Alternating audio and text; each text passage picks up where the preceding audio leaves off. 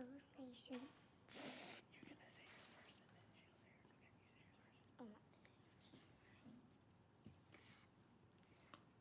And I heard a loud voice from the throne saying, "Look, God's dwelling place is now among the people, and he will dwell with them. They will be his people, and God himself will be with them and be their God. He will wipe every tear from their eyes. There will be no more death or mourning or crying or pain, for the old order of things has passed away." Revelations 21, 24, 3 through 4.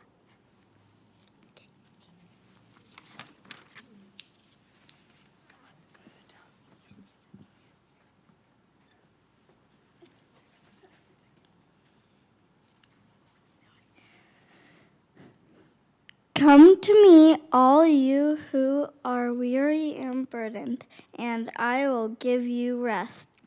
Take my yoke upon you and learn from me, for I am gentle and humble in heart, and you will find rest for your souls.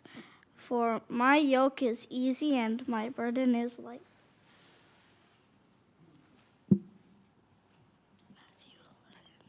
Matthew 11, 28 through 30.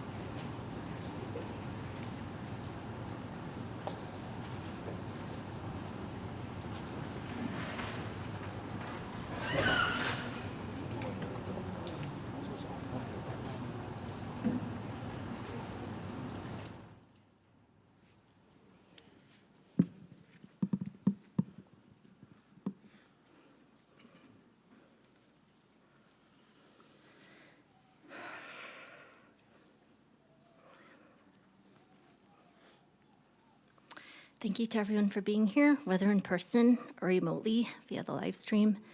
We're honored that you took the time to remember and celebrate with us. Dear Mom, I'm on my flight to California, on my way to your memorial. I think I've procrastinated in thinking about what I'm going to say for so long, because a part of me feels that once I put these thoughts on paper, and then say them out loud to a bunch of people, it's really real and you're really gone. It's been a little over a month since you've died, and while it's still very painful, I sometimes catch myself forgetting that you're gone. Just a fleeting lapse where I think for a moment, let me take a video of the kids doing something silly. Mom would get a kick out of this, or I should FaceTime Mom, it's been a while since I've seen her. Then I remember that you're no longer going to pick up or send your heart emoji to every text or picture I send your way. You have a bunch of clothes at my house still, and I remember over the past few months I would always ask if you wanted me to bring them back to California, and you'd always tell me, no, keep them there. I want to have clothes there when I get well enough to visit you again. And you'd always tell me, even when you knew you were too sick to ever be able to come back for a visit, you'd always tell me that. So now I have a bunch of your clothes in our guest room, and they still smell like you, and I dread the day when your scent fades away. You are an incredible mom, wife, sister, daughter, auntie, cousin, friend, and confidant. You were an amazing doctor too, but you were always a little quieter about this particular role. You were never quick to tell people how brilliant of a physician you were. You were humble about that, but we all knew that your medical mind was amazing. You're funny and feisty, clever and stubborn, loving and generous, always giving, in time, in donations, in talents, in wisdom, and in witty comments. In April 2020, when Dad texted us that you'd been diagnosed with tongue cancer, I remember thinking that this was some cruel twist of bad luck for us. I remember FaceTiming you right away, and you were in your call room at work with curlers in your hair, and you kept reassuring me that everything would be okay. You'd have your surgery, take some time off work, then get back to it, and life would keep going. You were so smiley during this conversation, but I could see your tears coming at the end, and I knew that you knew this battle was not going to be easy, but you wanted to stay positive and protect my feelings. Even when you're going through radiation and healing from yet another surgery and going through chemo, you still found ways to stay positive. And I remember during the last few months, when things really got tough, you'd say, at least we have a good family. That's a blessing. God is still good. You'd spent so much of your life prioritizing others, taking care of others, looking out for Dad, looking out for us kids, even when we were well into adulthood. The last few days of your life, the hospice folks kept telling us that hearing is the last sense to go, so keep talking to her. The night before you died, you were sleeping so soundly, and I remember telling you not to worry about us. We'd be fine. Shouty, Nins, and I would take care of Dad. We 3 kids would look out for each other. I think maybe you just needed to hear that we would all still take care of each other, not to worry about us. Maybe it was our turn to reassure you. My heart is broken. The ache of your absence is brutal sometimes. I'm so sad you aren't here to watch Ethan, Aiden, and Amelia grow up. I'm sad that there will be an empty spot in every future family picture where you're supposed to be. I'm so incredibly sad for Lolo and Lula because it's so unimaginable to have to lose 2 children within a few years of each other, both to the cruelty that is cancer. I'm sad because losing you is the most painful thing I've ever had to go through. And the awful irony of it all is that it's painful times like these that I could really use my mom. I'm so relieved you're no longer suffering and enduring so much pain. But I really miss you. I miss your smile, a smile so pretty you even got to be on the front of a magazine cover once. I miss your laugh and how you would sometimes laugh so hard you'd cry and could hardly talk or breathe. I miss your delicious cooking. No one can cook tofu or salmon like you. I miss your voice. I miss your hugs. I miss you telling me I'm cutting the tomatoes wrong. I miss you stocking up on jackfruit whenever we visited because you knew that's Ethan's favorite fruit. I miss you texting me pictures of a dress I should wear or new boots I should get. I miss you telling me how Aiden looks so white for an Asian kid. I miss you always filling more and more vases in our house with bamboo. I miss you doing Amelia's hair and clapping along with her dancing. I miss being able to call you and text you and have you respond. I really, really love you, and I really, really miss you. Rest well.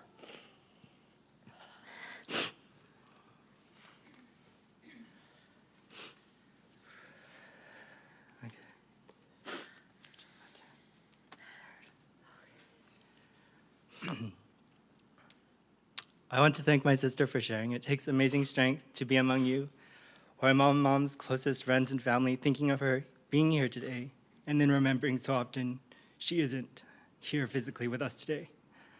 I'm very thankful that God blesses us with our memories. Every one of you has memories with Alma Gonzaga. I called her mom. Every time I thought of writing something for her today, it was hard. My son Elliot asked me some time ago, why do we have something at church for Lula? I told him, when Lula passed, we can no longer talk with her. We can no longer see her. It is time for us to share our memories of Lula because that is what we have. He quickly shouted, like pictures on my camera. Yes, exactly, Elliot, like pictures on your camera. I love his excitement. Today is exciting because I can share some happy snapshot memories I have with my mom. Every problem has a simple solution. Do you have ketchup stuck at the bottom of the bottle? Maybe not even the bottom, just ketchup in the bottle? Easy, add some water and shake it. Shampoo bottle, soap bottle, and every bottle, add water. An itch, Elicon. Sniffles, hard time breathing, Flonase, and Z-Pack. Seriously? I grew up thinking these could cure all sickness. A cut, scrape, burn, don't bandage it. Just let it air out, she would say. Something spilled on the carpet, spot on your shirt, soil love. And if that doesn't work, bleach to the entire load of laundry. Or just mix the two, right? How amazing are our mothers? Who's a mom in here? Thank you. My mom was so patient. When Nina and I were in elementary, we would always fight to be up front with my mom, especially for the first day of every school year. I think this must have been before airbags were a thing. We would fight before the day, on the day. I'd say something to Nina, I'm older, so I should be up front, da-da-da-da-da. And then Nina would say something back to me. And having one kid of my own, I understand that these attitudes like ours can be very trying, very, very trying at times. But Elliot, I do love you. My mom had a solution. If we couldn't take turns or figure out who could be up front, neither Nina nor I could sit up front. It was simple. It was effective. We could have the happy solution of taking turns or not. I love you, Mom. One of my favorite and happiest memories was at my wedding. The whole day I was fearful of the dances, the father-daughter one, and then mine, the mother-son one. I didn't know how to dance then. I still don't know how to dance now, and neither did my mom. When the song for Sally and my father-in-law came to a close, I nervously got up. The time had come. This is it. I tried to do the whole side-to-side and swing style dance, but my mom looked at me and she said, let loose. Today is your wedding day. And then we proceeded to spin in circles, like circles, right? My mom's smile was so big. She shared in my happiness. I really do miss her. I look at you today with happiness because among you, there are those who have known her since you were younger, who cared for her as a child, cared for her as a sister, a brother, a cousin, an uncle, or an aunt. One who cared for her as a husband, I called her Mom. Those who have attended each other's weddings, been lifelong friends, and here now because you truly and genuinely cared for each other. Those who have worked alongside her at the VA here in Loma Linda, and those who have worked alongside her at the VA in Long Beach. She shared a lot of how the pressures of admin could be quite stressful, but that she had an amazing team behind her who was so wonderful to her. Those who are in Westna who have provided healthcare at several of the university clinics in the Philippines and contribute toward futures of students at these universities. All your hearts are tremendously big. I love it. Thank you for being an amazing part of her story. I look at you today with happiness because you shared happiness with her.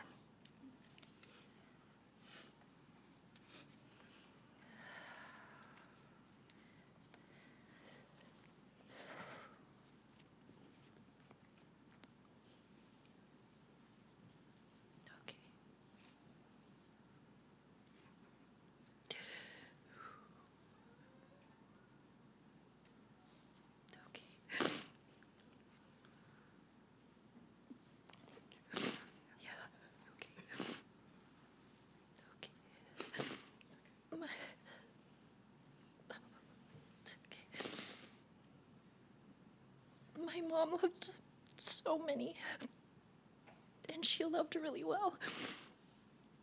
And in this past month, I've gotten familiar with what it feels like to lose that love.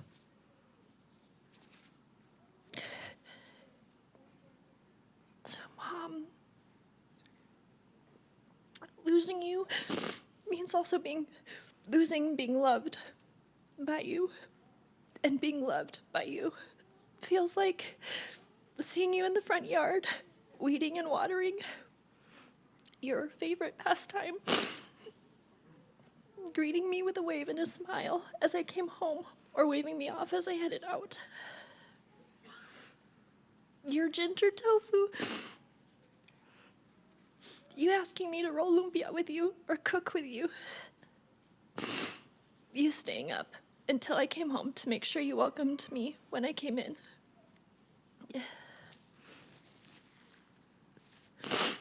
You making sure I brought extra food home with me on my drive home. Your honesty, however indelicate and unboundaried it could sometimes be. Your honesty, delivering wit, wisdom, and warmth. You sending copious amounts of emojis with your texts. And sending practical links of random things you think I might like. You coming from behind and giving me a hug. You creating beautiful things, like decorations for my wedding. Calling me the spice of life. You taking in tough feedback I'd given, really taking it in and trying something different to make our relationship even better. Your generosity. Your smile when you saw me. You squeezing my hand when talking became difficult. You saying, "Love you no," or "Love you banga." Your love was in all the little things. I know those little things have become frequent reminders that you are everywhere and nowhere at the same time. Loving is so hard, and we did it well. And that makes losing you so hard. I can't see you.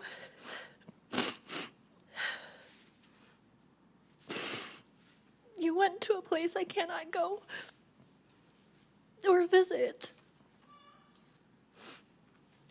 And I miss you so much. What I hope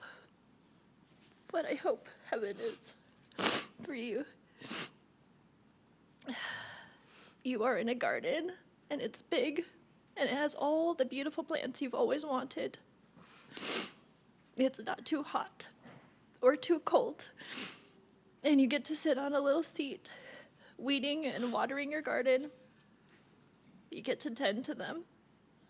It's a place you experience joy and rest. I know you liked your sleep, so you have a big, comfortable bed where you get to rest whenever you want to. You're not lonely. You get to be with us and watch us grow. You get to see your grandkids grow. You get to love us and still show up for our lives now. You get to be with anyone you loved. You get to eat your snacks. You get to be migraine-free, allergy-free, obligation-free, insecurity-free, pain-free. You get to have your smile back. You get to have your laugh back. You get to have your voice back. You get to have your taste back and your energy. You get to have that back too. Your ability to carry things and to put things down. Mom, you get to be happy. To know confidence. And you get to know and always feel our love for you. Thank you, everyone, for coming. Okay.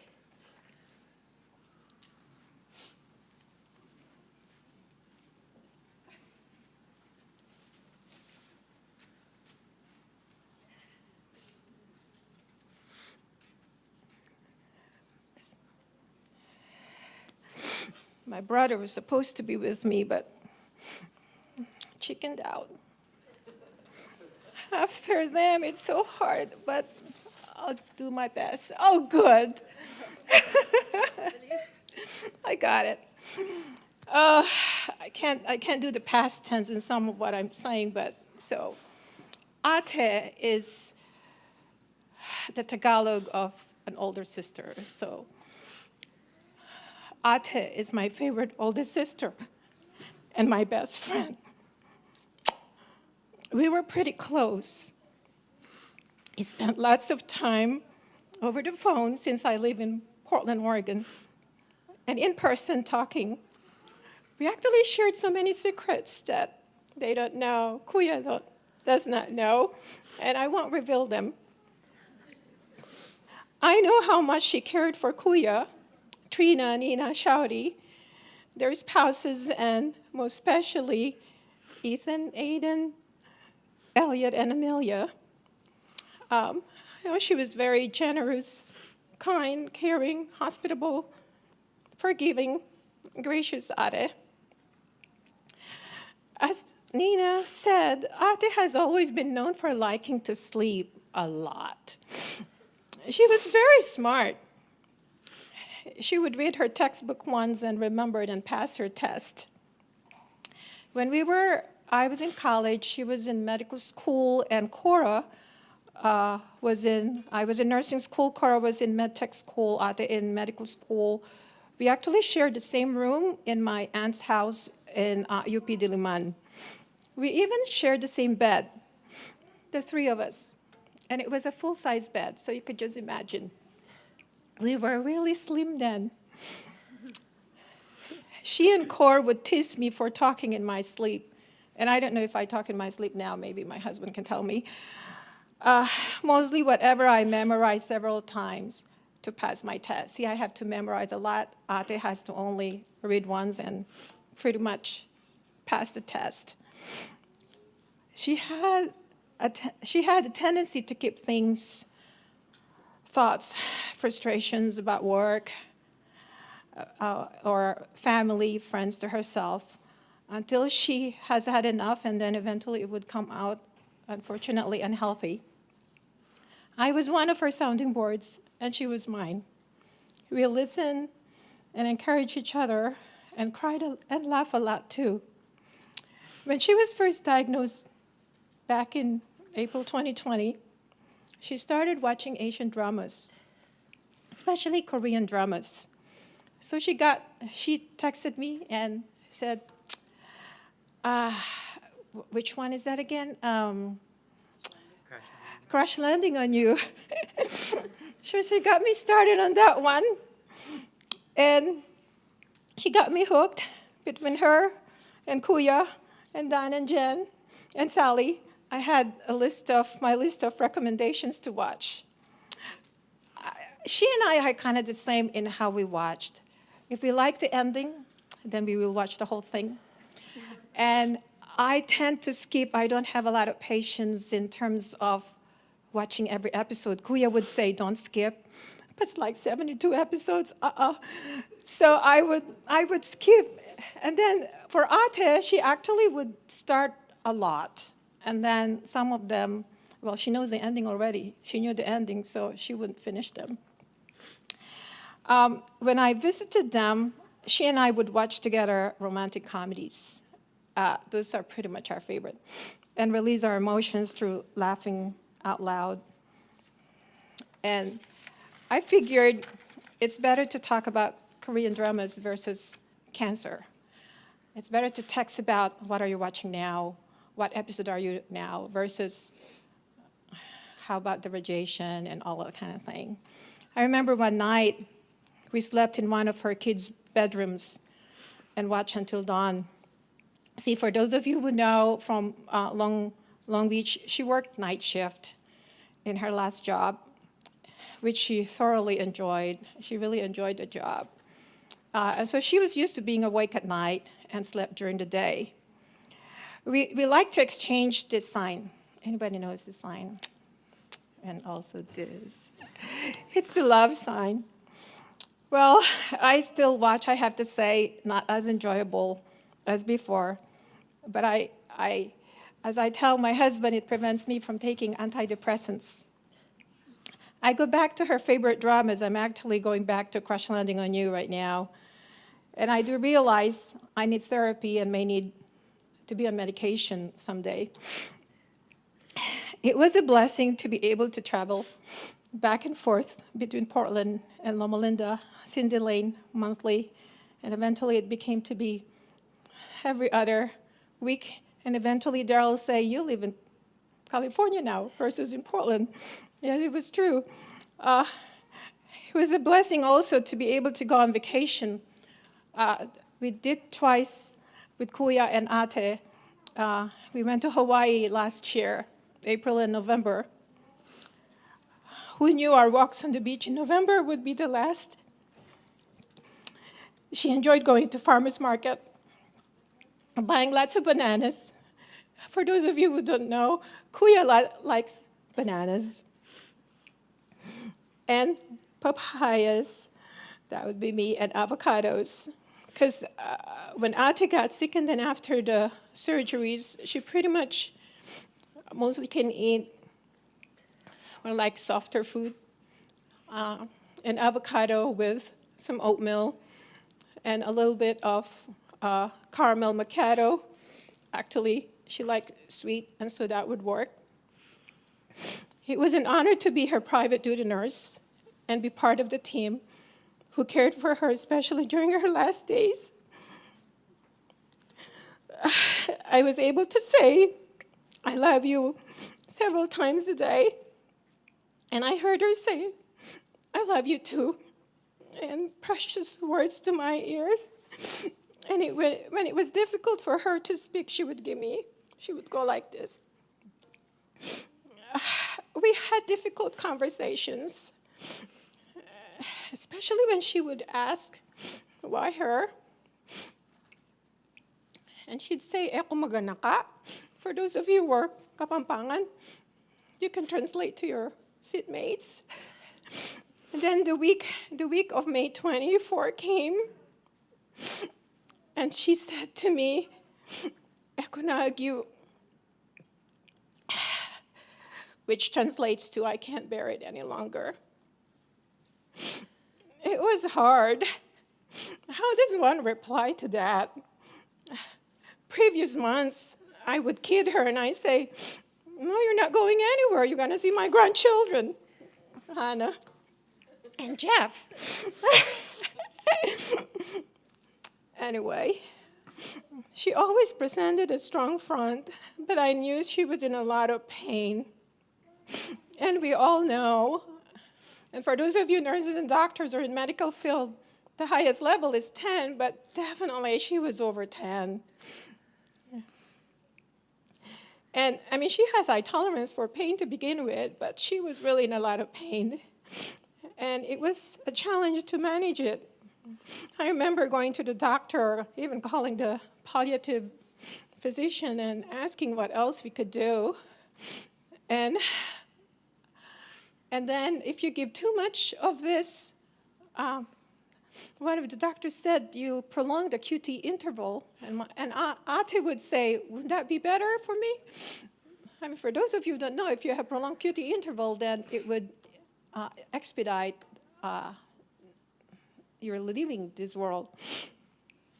I know she accepted her fate, and she told me she does not have any regrets. And she did ask why she had to go through brutal surgery. It was really a brutal, she used the word brutal surgery. I mean, I've I've been in ORs and I've managed ORs and I've seen different types of procedures done, from open heart surgery to transplants and anything, but never really imagined that the surgery that she had to go through.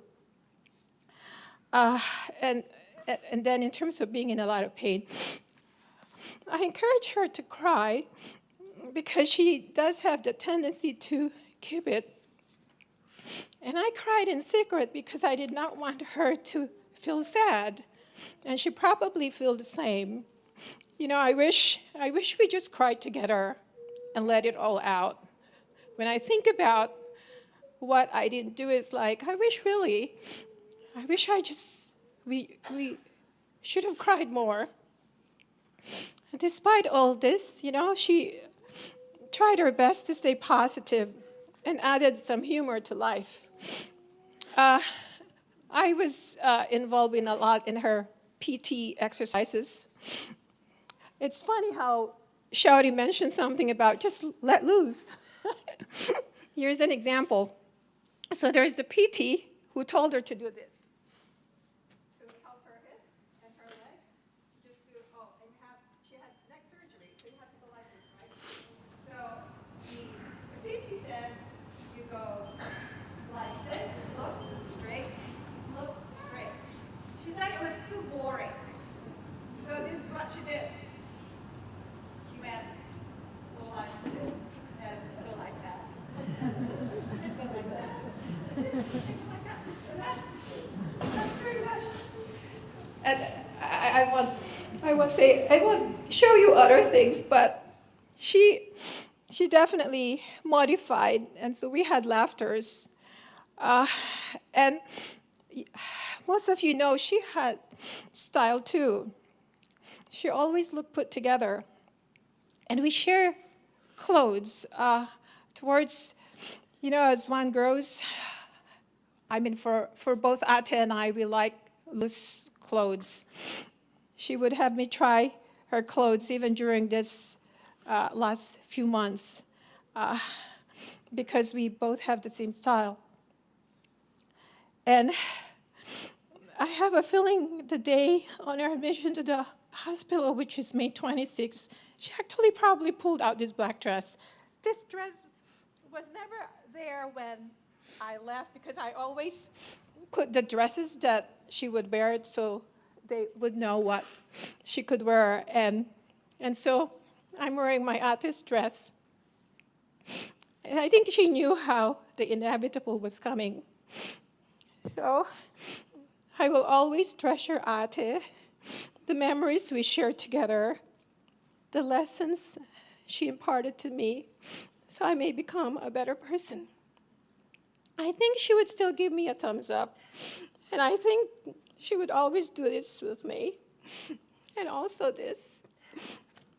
Thank you. Thank you.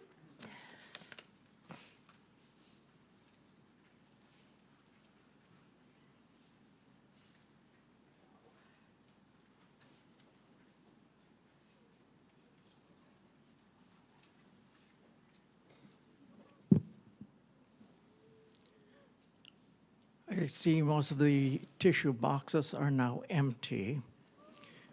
So let me try to liven up the atmosphere a little bit. I'm supposed to give the eulogy or description of who Alma is, what Alma is, so that you can get some idea. Well, first of all, I chose this background because she loved plants. She dearly, dearly loved plants. And I saw an advertisement or one of those things in Facebook that had a sign of a gentleman that said, I need money. I have a good house. I don't need food, but my wife keeps buying plants. Okay, let's go to the next slide. This was the team that started everything. This is our mini clinical pathological conference in med school, except for the gentleman right next to the lamp. This was our team. This was the first time that we got to know each other. Next slide. And this seems to be an innocuous-looking gadget, doesn't it? Most of you are familiar with what this is. It's just a microscope. Little did you know that both of us were looking at the microscope at the same time. She on her microscope and me on my microscope. And we both looked up at the same time. Our eyes met. And I thought I heard the violins playing. Really did. And she said, "What violin? You must have been listening to the flugelhorn." Next slide, please. So I'm not going to give you a lecture in medical school, but this is something that I really enjoyed when we were doing psychiatry. And these are the three chemicals that really hit your brain. It's called dopamine, norepinephrine, and serotonin. They're all secreted inside your brain. You don't know what happens, but when they do get secreted, boy, there is no stopping your emotion. Next slide, please. So this is what happens. I'll give you an illustration. That's Hope right next to Alma. Of course, she was teasing Alma. And Alma, on the next slide, on the next picture there, is saying, "What are you talking about?" Next slide, please. Of course, the chemicals started to work in her brain. She started to smile, said, "Uh-oh." And then she gave me that look. Finally, I'll acknowledge you. I'll look at the lens with straight eyes looking at mine. Next slide, please. And then after a while, goes back again. "Oh no, what am I doing? I'm revealing myself too much." That's what these chemicals do to your brain. You just can't stop. It happens. It accelerates your heart. It makes you sweat. How many of the girls here, when they were younger and you were being wooed by somebody, went like this? Too hot. Well, she did that a lot. I know the Philippines was hot, but this was just, she was pouring sweat and said, "Oh my goodness." These chemicals do the same thing. Next slide, please. I like this saying, life is not measured by the number of breaths we take, but by the moments that take our breath away. Oh boy. Next slide, please. Okay, the person behind the camera lens was totally smitten. And he couldn't count the breath, but boy, his heart was always palpitating when he saw this girl that smiled at him. Next slide, please. And so it happened. There was a particular bus in Manila that was air conditioned, and it's the only time that you could go around Manila for 1 peso and 50 centavos. Air conditioned. You buy a bag of pandesal with peanut butter inside or chick, and you would just go on the bus, sit beside each other, and enjoy each other's company. Of course, sometimes when the pandesal was finished, you would take sort of a sneak and trying to hold her hand. But that was part of the fun. Again, the three chemicals, remember that? So things got further because towards the end of the medical school, of course, she had to visit her family in Pampanga, and it made it a little bit more difficult for me to just ride the love bus or take a taxi cab all the way to Pampanga. That was too far away. So next slide, please. Oh, but before that, there was a swing in front of our Mang Nene's home. And that swing, we would sit down every afternoon. I would take her home, ride on the same bus going to Quezon City. And in front of the Mang Nene's house was this swing, and we would sit opposite each other. Of course, the things would go back again, and she would smile, look at me, and have that blush. I never revealed it, but I think I blushed as well. We talked about our future, doing the swing. Of course, my aunt was very, very happy, and she was encouraging us to pursue our dreams and in becoming one. But there was somebody that didn't know all about this. That was my mother-in-law, my future mother-in-law, which made things a little bit more difficult. But we continued to sit on this swing and just enjoyed each other's company every afternoon. And when I would go home, I would remember the songs and the words from one of the operas that had the lovely words to it, and I would sing that all night long. Wow, do you think I was that romantic? Yeah, I was that romantic. Next slide, please. So her parents lived almost, I don't know, how far is Pampanga from Manila? Quite far. But these are the two bus lines that I used to take. One was the Philippine Rabbit, and the other was Pantranco, and I loved them. I would just get on after Friday afternoon. School was over. I would still be wearing my white uniform, just get on the bus. You can pay along the way, and enjoyed it tremendously. Of course, it was dusty all the way to Pampanga, but it didn't matter.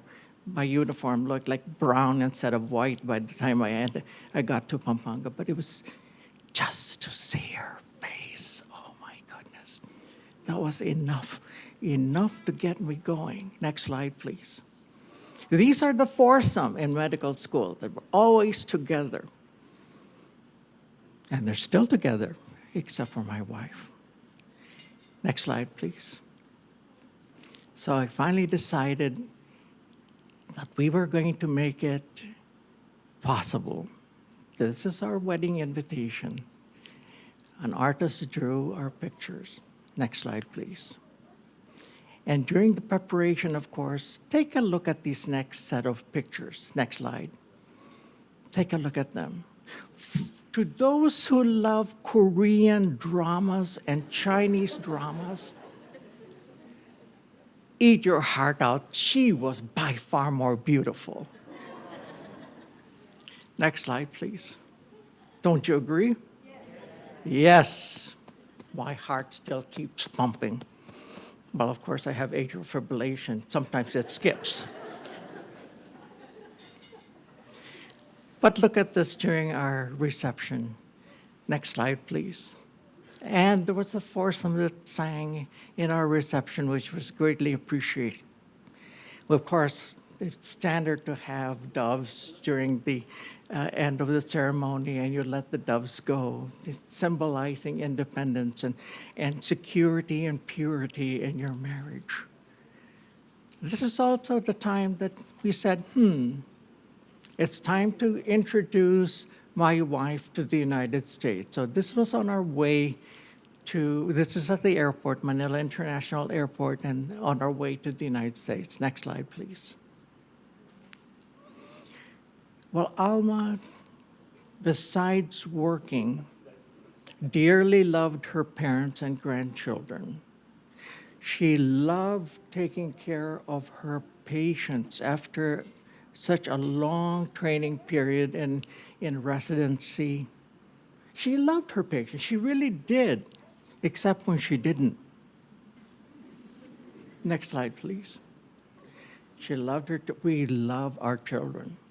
We go on vacation with our children. I don't know how many of you do, but we love to go on vacation with our children. Next slide, please. And our grandchildren. It's always a stupendous experience every time we go on vacation. So, next slide, please. Her friends, her high school friends, she would never forget. They visited, and it was one of the highlights in her day to have her friends from high school visit her.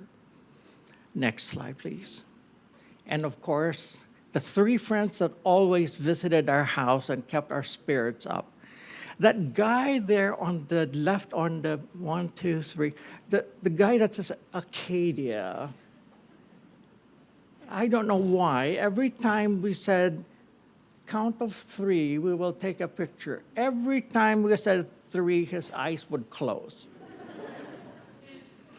Next slide, please. She even opened our house. She would give people and guests haircuts. Gave my father-in-law a haircut, my mother-in-law a haircut, my son-in-law a haircut. Oh, she loved giving a haircut. I'm waiting for the question. Ed, why is your hair long then? Well, she threatened me many times. I said, because of COVID, I couldn't go to the barber. I said, what barber? I'm at home. Then I said, oh, I'm retired now. I just want to let my hair down. She even threatened me with one of those Facebook guys that were inviting her to be her friend. It was a lieutenant general. A lieutenant general, 3-star Air Force general. Good-looking guy. And I looked at the picture and I said, no contest, man. I can't compete with this guy. He's a general, he's retired, go ahead, be friends with him. I'll keep my hair long. Next slide, please.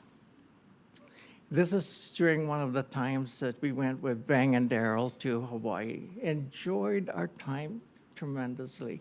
This was a time that she enjoyed it as well. I keep telling her, you know, dear, we've never had a honeymoon. Because right after we got married in Pampanga, that evening we had to take both sisters back to college. So we drove them to college, we got busy again. And every time we planned something, we couldn't go alone. So this was a rare time that we could sit together and enjoy each other's company. Next slide, please. We always enjoyed the time when a Westerner would invite us to go on medical missions. That was perhaps one of the greatest times we had in helping people in the Philippines and just participating in it. Next slide, please. Now, in 42 years, did we ever get emotional? Did we ever pout? Well, I did. She didn't. Did I ever shout at her? No. Never shouted at her in 42 years. Next slide, please. This was the day before her first surgery. She had just come home from Long Beach, and she said, smile. I'd like to see you smile. And she did. In preparation for the following day. Next slide, please. And of course, after the failed surgery, she had radiation treatment. And finally, chemotherapy. Chemotherapy once a week. It would tire her out. She was completely exhausted at the end of the chemotherapy. Next slide, please. 42 years. We enjoyed each other's company. We would still look at each other, whole thing. Next slide, please. And I would try to cheer her up by dressing myself up as different individuals. But of course, you can see her reaction there. She wasn't too impressed. Next slide, please. She loved to share. She actually loved to share. Next slide, please. Toward the end, she could no longer talk. She could only write things to communicate with us. It was very hard for her. She could signal some of the things with her hands, but most of the time she attempted to write down what she wanted to say. Of course, she would be under the influence of pain medication. Sometimes her writing and some of her sentences didn't make any sense, but she tried. She tried as much as she could to communicate with us. Next slide, please. This was her last communication with me on her cell phone. Banga, are you feeling okay? You left much earlier. I just got my phone a few minutes earlier. Please let me know, rest well. She was always concerned about me, concerned about the family, concerned about the grandchildren, concerned about her friends. Banga, I'm fine. I'm really fine. Next slide, please. But the pain that she had was tremendously overtaking and overwhelming. And often I would find her in this position and felt absolutely helpless. Me, a doctor, didn't know what to do to control her pain. Just a tremendous amount of pain. Next slide, please. So we would hold hands. I would tell her, thank you for 42 years. Thank you for the love that you've given me. I love you very much. Next slide, please. Hopefully, the dove of peace and love will again return to us when the good Lord returns. There is something in the vernacular that's best said in the vernacular.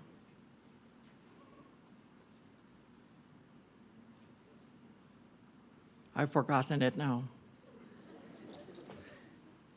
But the one thing that I can remember practicing and practicing over and over again when I was still visiting here in Pampanga was Kaluguranda ka. And I mentioned that many times. Kaluguranda ka. I miss you, Banga. I really do. I love you.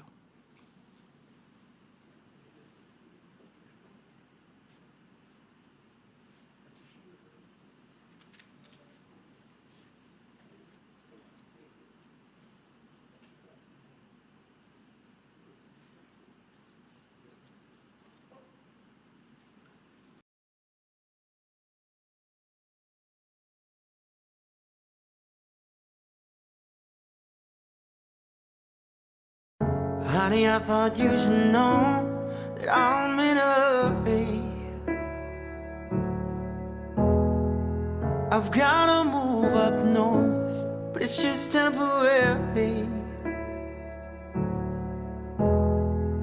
When I look at you, I see your beauty. Now my baby boy, he's gonna lose me. But heaven's not too far away. I know someday you'll visit. And I didn't think you'd go this way. Can I please have one more minute? No, honey, I don't wanna go. Please know that I have to. Look how the cancer is grown. I think it's time I go home. Yes, I can still hear your voice. Sounds just like it did. And I can still feel your hand when it touches my skin. But heaven's not too far away. I know someday you'll visit. And I didn't think you'd go this way. Can I please have one more minute? I gave you life, now you gotta watch it leave my eyes. But heaven's not too far away. I know someday you'll visit. The stare that rattles my cage, I can hear their voices fading, each breath getting harder. I can hear the tears coming from my daughter. Until we're older, brother, He's thinking back when he was younger, when he had a healthy mother who asked him to take care of his little brother. And he's not really sure about life, or that how could any of this be right. But I know my babies, they will be fine, 'cause they can talk to me anytime. 'Cause heaven's not too far away. I know someday you'll visit, and I didn't think you'd go this way. Can I please have one more minute? I gave you life, now you gotta watch it leave my eyes. But heaven's not too far away. To the sea of love. I wanna tell you how much I love you.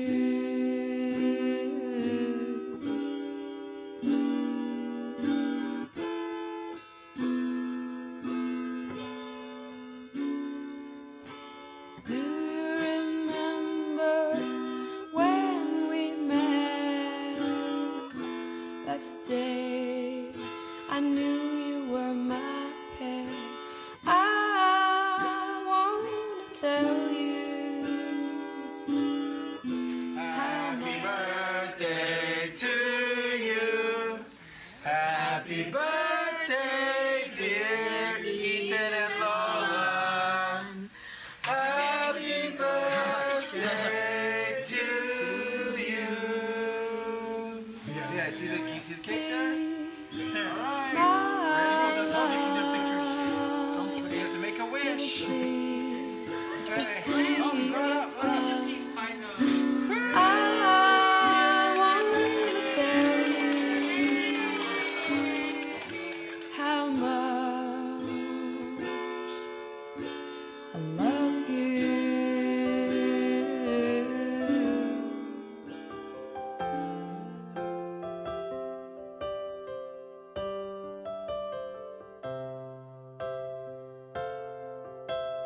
Didn't know today would be our last, or that I'd have to say goodbye to you so fast.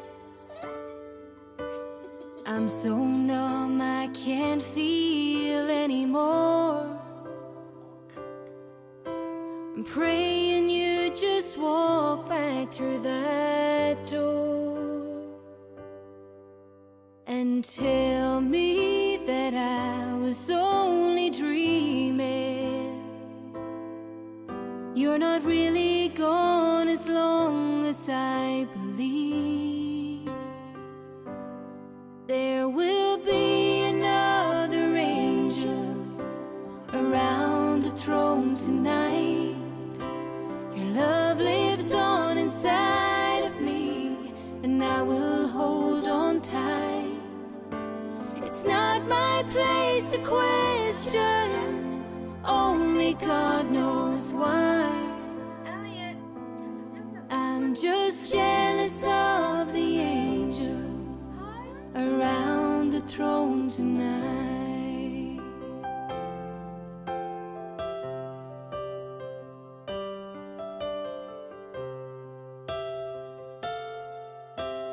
Always made my troubles feel How you feeling, so Priya? small.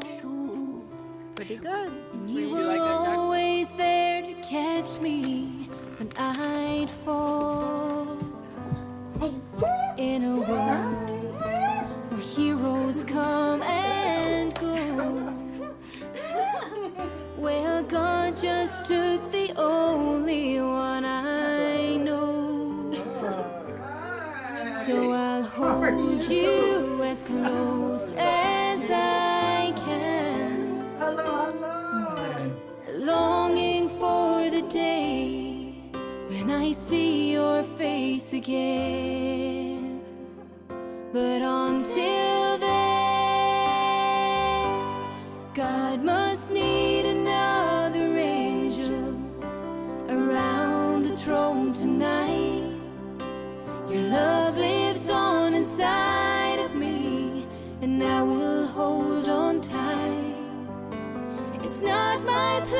a question, only God knows why.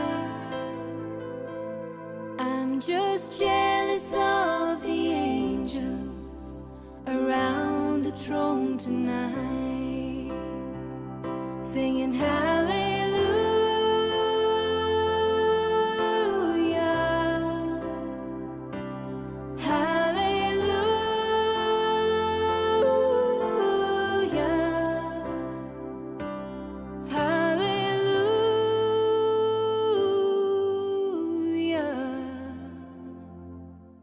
I'm just jealous of the angels around the throne tonight.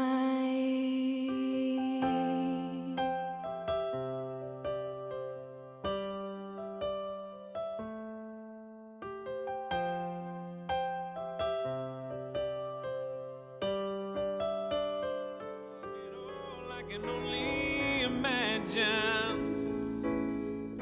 Ready to go? I can only imagine. I can only imagine when that day comes and I find myself standing in the sun. I can only imagine when all I would do is forever, forever worship you. I can only imagine when all I would do is forever, forever worship you.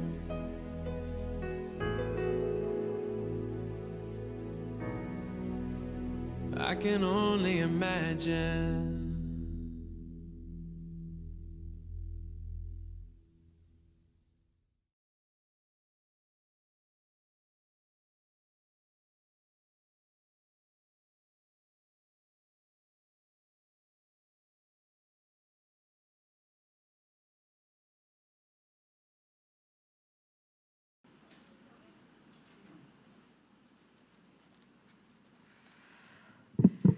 Wow. So many memories, both joyful and sad. Proverbs 27:9 from the Message says, "A sweet friendship refreshes the soul." I first met Alma during our sophomore year at med school. She was this tall, pretty girl with a warm and friendly smile, who I later found out that unlike most of us in med school who were constantly sleep deprived, and everybody talks about this, that wasn't one of her problems. Alma loved her sleep. And yet, you know what? She was the envy of most of us because she also did extremely well in her classes. I thought that wasn't fair. It wasn't until our junior year that our friendship really grew and blossomed into one of those enduring friendships. Our friendship was kind of unique because towards the end of our sophomore semester, a classmate began to take interest in her after working many hours together as a part of a group preparing a class presentation in pathology. So he befriended me, knowing that since we knew the same dialect, the longer dialect, that was a good excuse. Ed Gonzaga happened to have a growing friendship too with another classmate after they found out they had both something in common: Ohio. Ed grew up in Ohio, and when Art's family first moved to the States, they lived in Ohio. They also both found out that they were believers in Jesus Christ. They became the best of friends. Pretty soon, Art and I began chaperoning Ed and Alma when they started dating. An added bonus for Ed was that Art's older brother was stationed at Clark Air Base in Pampanga at that time, so Ed would conveniently go with Art to Clark to visit his brother, oh, by the way, Art, could we just stop by San Fernando too? So they'll swing by. And I would occasionally spend the weekend at Alma's place, and we all got to know the rest of the family. The more we chaperoned them, the more Art and I got to know each other. And we began to like each other too, and pretty soon we started dating. And we then became a constant foursome. Little did we know that this was God's plan for us. And the rest, as they say, is history. As the years went by, life, raising our families and work, kept all of us busy. However, we made it a priority to be there for each other for special milestones and events in our lives and families. Ed and Alma were always there for my parents and sisters who were living in LA then. And thanks to technology and social media, communication was more frequent and easier. Last couple of years ago, with the shocking diagnosis of Alma's cancer, God gave us a special gift, the gift of time. With retirement came flexibility. Although we're living in Michigan, God allowed us to spend so much time the last couple of years with our dear friends. We spent many hours reminiscing and laughing at those good old days and experiences and joys and sometimes frustrations that we shared. Mang's hearty laughter still rings in my ears, another precious gift. The last few months became more challenging. Still, we held on to hope and optimism, constantly praying for a miracle. But God, in His sovereignty, chose not to heal her on this side of heaven. We will never understand why, or even as our hearts are still aching, our tears keep flowing. We will choose to trust Him because we know His promises are true. Throughout her cancer journey, Alma kept telling me that she had peace, and she was going to be okay because she had Jesus. So if there's any word to describe her journey, I would say it was peace. She fought hard for all of you, for everyone here. But she had peace. So knowing that we'll see her again brings great comfort. Although our conversations were deeper as we faced the reality and gravity of her illness, we had some lighthearted and precious moments. This one stands out. One morning last March, as Mom was cooking peanuts to send home, she's always cooking whenever she can, to send home with us as we were leaving that afternoon. And each time we leave, she would always say, "Can you stay longer?" and ask, "When are you coming back?" The last time she asked, I told her, "We'll be back in July." So here we are, although under more painful circumstances. Anyway, we sang that afternoon, we sang this song, which best describes our friendship. Sang it a few times, in fact, which we will do again now, and pray we could get through it. Ed, want to join us?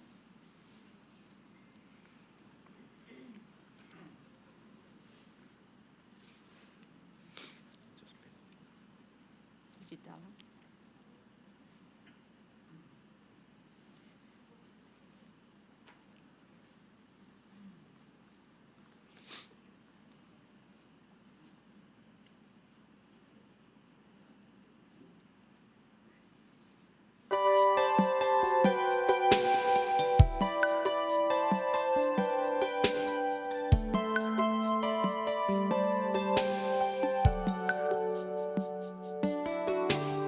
Packing up the dreams God planted in the fertile soil of you. I can't believe the hopes He's granted. It's a chapter in your life is through. We'll keep you close as always. Won't leave and see you gone. 'Cause our hearts in big and small ways will keep the love that keeps us strong.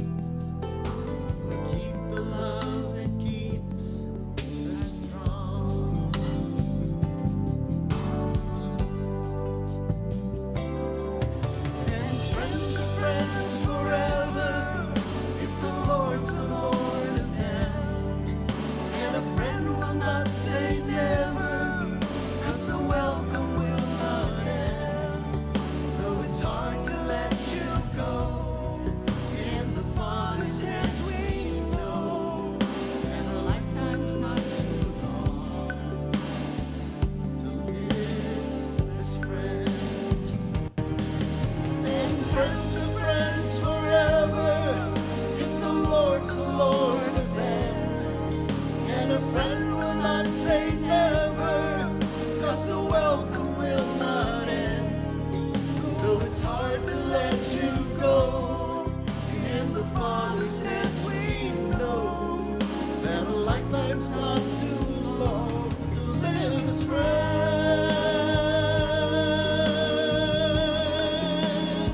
to live as friends.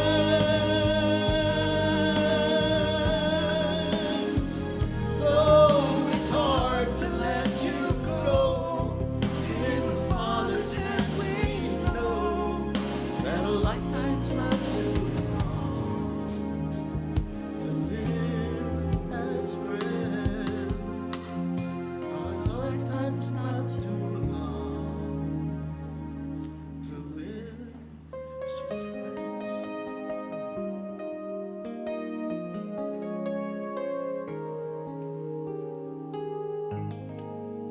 We miss you, Mom. We'll see you in the morning.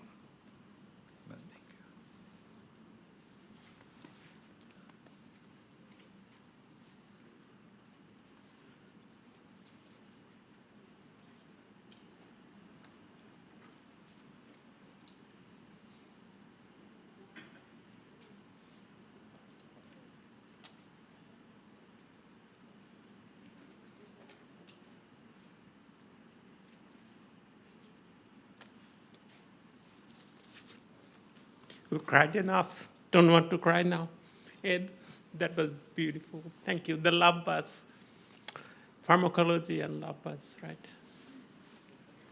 That's a little secret about people who went to hell. No, FEU, Far Eastern University was not hell, but anyways.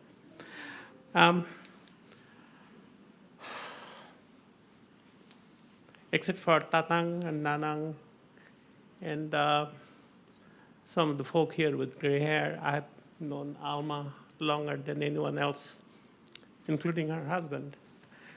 1974, we were classmates in good old PUC in Baisa.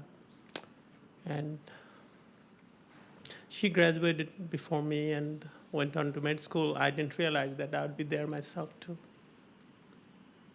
And Ed texted me saying, Nina has chosen you to do the benediction. I said, okay.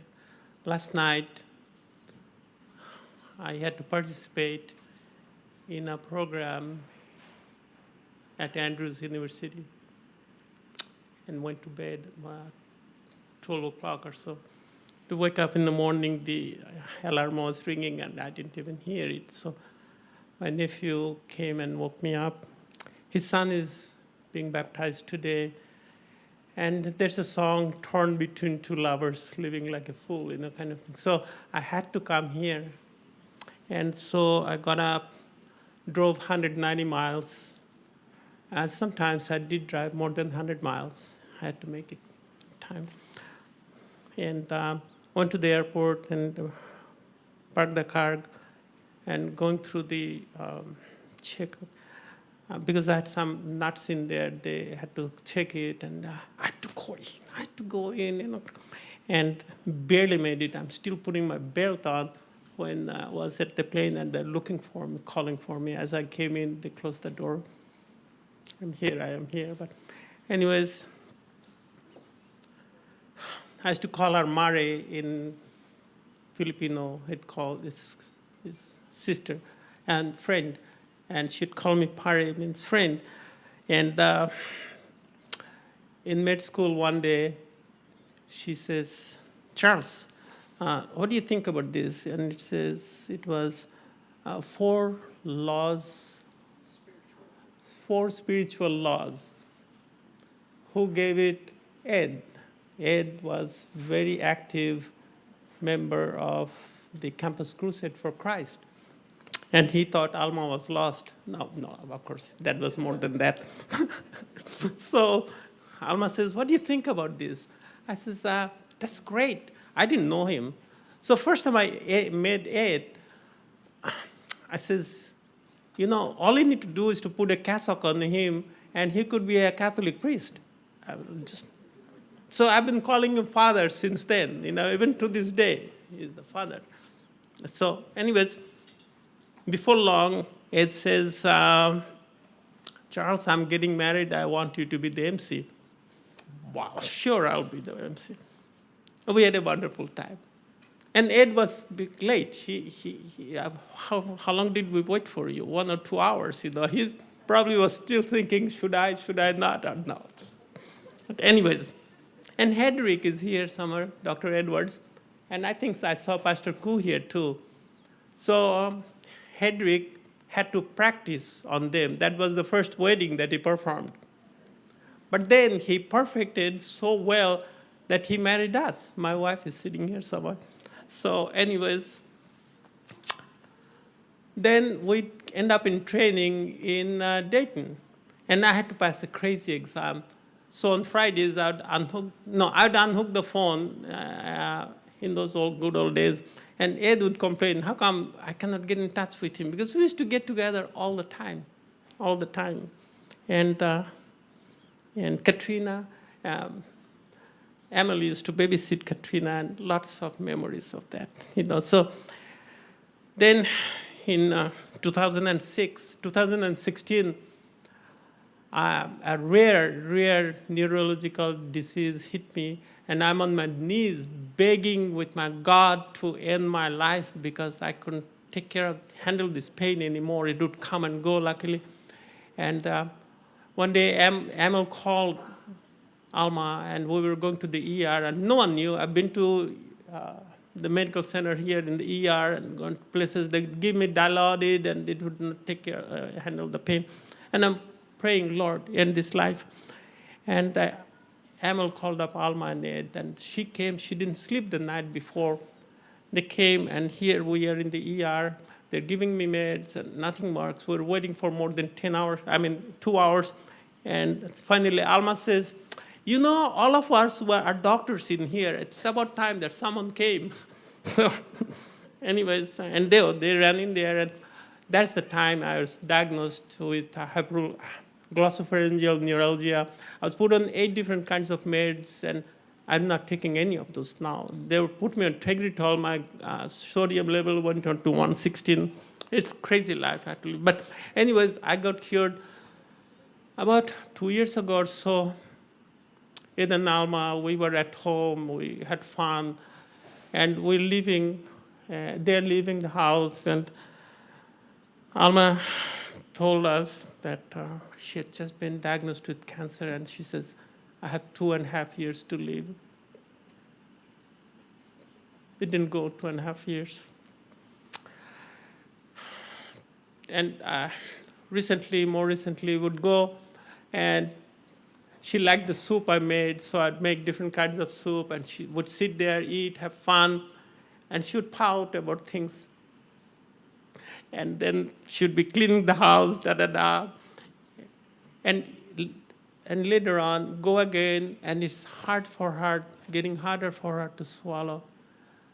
The last time, she put the soup in her mouth, and I saw the grimace on her face. She could not swallow.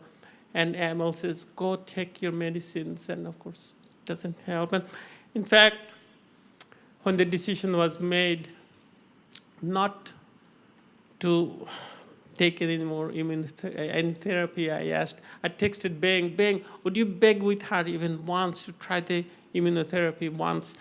Yeah, it's hard. I think we become selfish. We want our friend to be alive so we can be together. And we have all wept, but the blessed hope that someday death is going to die and we're going to be all together in peace and harmony. His life would be a horrible experience had it not been for the blessed hope that someday we're going to be with our friends together again. I do, and I hope many of us do stay with the current events, the World Economic Forum, the COP 26, and the Great Reset, and the Pope Francis's Laudato Si, if you go through these, you'll realize that it's not going to be too long when perhaps the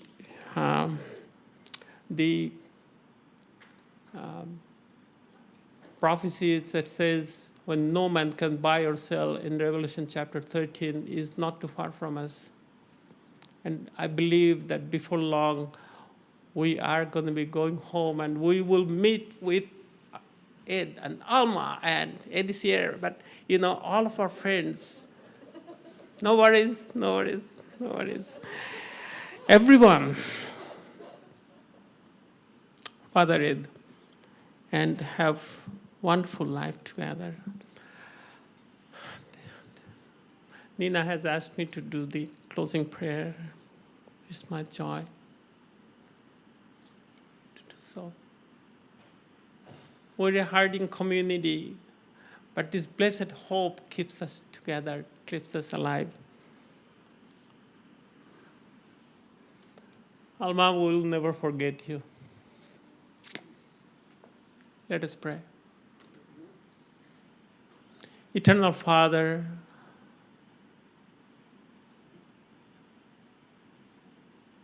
our hope, our joy, our peace, our rest. We hurt, yet we remember and we laugh. We came to celebrate the life of our friend. Oh, Father, how wonderful it is that we cherish that hope that someday before long, someday very soon, we will all be in presence with you. Death shall die, and joy shall reign forever. Thank you, O Jesus, for the blessed hope. Thank you for the love that binds us together as a family. We all look forward to the day when you will come to take us home. May we so live, O Lord, that we will want to be with you throughout eternity. Thank you for the friendship that you have given us. Thank you for the friendship that binds us together as a family here. In the loving, wonderful, eternal name of Jesus Christ, our Savior, we pray. Amen.